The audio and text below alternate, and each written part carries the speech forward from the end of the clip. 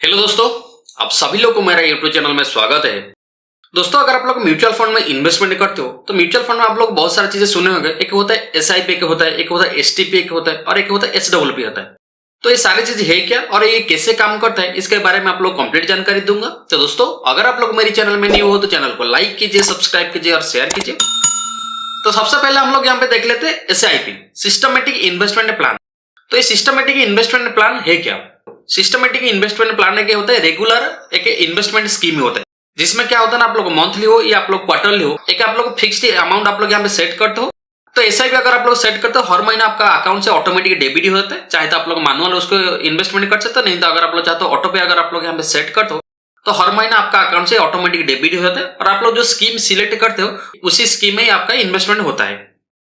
तो अगर आप लोग एसआईपी में इन्वेस्टमेंट करते हो तो आप लोग का रुपी कॉस्ट एवरेजिंग होता है। इसका मतलब क्या होता है, जैसा मान लीजिए आपका मार्केट गिर रहा है तो गिरने से क्या होगा ना, आपका जो अमाउंट आप लोग तो चेंज नहीं कर रहे ना, आपका अमाउंट फिक्स्ड है। तो उसमें क्या है ना, जो एनएबी प्राइस होता है वो आपका डाउन होता है। एनएबी प्राइस से आपका डाउन होने से आपका सेम अमाउंट से आप लोग ज्यादा यूनिट यहाँ पे परचेस कर सकते हो।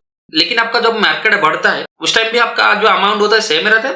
तो उस टाइम क्या होता है, जो एनएबी प्राइस बढ़ता है ना, आप लोग जो इन्वेस्टमेंट करेंगे उसके चलते आपको यूनिट आपको कम मिल जाए। तो इसको बोला जाता है रुपी कॉस्ट एवरेजिंग बोला जाता है।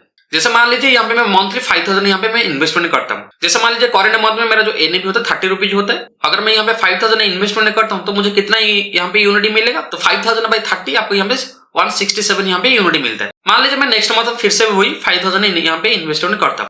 उस टाइम जो एनएबी प्राइस होता है 20 रुपीज होता है। अगर उस टाइम के हिसाब से आप लोग देखोगे यहाँ पे आपको 250 यूनिट आपको मिलता है। तो इसी तरह से आपका जो रुपी कॉस्ट एवरेजिंग होता रहता है। तो दोस्तों, अगर आप लोग एसआईपी में इन्वेस्टमेंट करते हो, आपका जो रिटर्न मिलता है नॉर्मली आपका बैंक रिटर्न से आपको यहाँ पे ज्यादा रिटर्न मिलता है। तो ये हो गया आपका एसआईपी होता है। तो चलिए अभी हम लोग देखते हैं एसटीपी, सिस्टमेटिक ट्रांसफर प्लान। तो सिस्टमेटिक ट्रांसफर प्लान में होता है क्या? अगर आप लोग यहाँ देखते हैं सिस्टमेटिक ट्रांसफर प्लान में आपका एक फिक्स्ड अमाउंट एक स्कीम से दूसरा स्कीम का आपका यहाँ पे ट्रांसफर होता है। अगर आप लोग यहाँ पे शॉर्ट फॉर्म में देखोगे, एक म्यूचुअल स्कीम से आपका जो यूनिट होता है वो रिडीम होता है, दूसरा एक म्यूचुअल फंड स्कीम में आपका इन्वेस्टमेंट होता है जो कि आपका सेम एम्स में होता है, मतलब सेम म्यूचुअल फंड कंपनी में होता है। सिर्फ आपका जो स्कीम होता है वो आपका डिफरेंट होता है, लेकिन आपका जो म्यूचुअल फंड कंपनी वो आपका सेम रहता है। तो उसमें क्या होता है, जैसे मान लीजिए आप लोग को एक फंड से आप लोग दूसरा फंड को यहाँ पे ट्रांसफर करते हो। जैसे मान लीजिए आप लोग का पास अभी इक्विटी फंड है, आप लोग चाहते हो तो उसको डेब्ट फंड में उसको ट्रांसफर कर सकते हो। उस तरीके से आपका पास डेब्ट फंड है तो आप लोग चाहते हो तो इक्विटी फंड ट्रांसफर कर सकते हो। तो ये आपका ट्रांसफर करना जरूरी क्यों? जैसे मान लीजिए अभी आपका इक्विटी फंड में आप लोग अभी इन्वेस्टमेंट किए हो, अभी आपका मार्केट डाउन हो रहा है, तो अभी आपका जो अमाउंट आपको सेव करने के लिए आप क्या कर सकते हैं, आप लोग जो अमाउंट है आप उस अमाउंट का आपको एक सेफ स्कीम का आप लोग यहाँ पे ट्रांसफर कर सकते हैं। जैसे हो गया आपका लिक्विड फंड हो गया या आपका कोई डेब्ट फंड हो गया। उसमें क्या होता है ना, आपका जो रिस्क है बहुत कम होता है। तो जब आपका मार्केट फॉल हो रहा है ना, उस टाइम आप लोग को ये जो सारा यूनिट आप लोग यहाँ पे ट्रांसफर कर सकते हो। जब आपका फिर से आपका जो मार्केट रेडी हो जाएगा, मतलब आपका जो मार्केट फिर से रैली करने लगेगा, उसी टाइम आपका जो डेब्ट फंड से फिर से आप लोग यहाँ से आप इक्विटी फंड का ट्रांसफर कर सकते हो। तो इसमें होगा क्या, इसमें आपका जो लॉसेस होता है वो आपका कम होता है, लेकिन आपका जो रिटर्न आपका ज्यादा होता है। मतलब आप लोग के बैलेंस्ड अप्रोच के थ्रू आप लोग यहाँ पे आपका जो मनी को मैनेजमेंट कर सकते हो। तो आप लोग एक चीज यहाँ पे ध्यान रखिए, कभी भी अगर आप लोग एसटीपी करते हो ना, जो अमाउंट एक स्कीम से आप लोग दूसरा स्कीम को यहाँ पे ट्रांसफर करते हो, तो हर ट्रांसफर आपको एक रिडीम के लिए आपको यहाँ पे माना जाएगा। तो रिडीम के हिसाब से आपका जितना सारा कॉस्ट लगता है, आप लोग जो एजिड लोड चार्जेस लगता है वो आपको यहाँ पे लगेगा। तो ये चीज आप लोग यहाँ पे ध्यान रखिए। तो अभी हम लोग देख लेते हैं एसडब्ल्यूपी, सिस्टमेटिक विड्रॉल प्लान। तो सिस्टमेटिक विड्रॉल प्लान क्या है?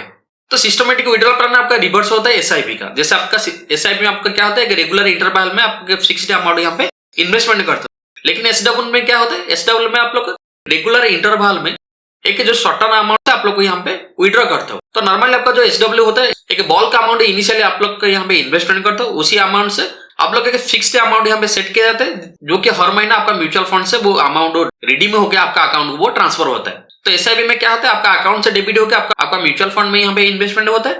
लेकिन एसडब्ल्यू में क्या होता है ना, म्यूचुअल फंड से रिडीम होकर आपका अकाउंट ये ट्रांसफर होता है।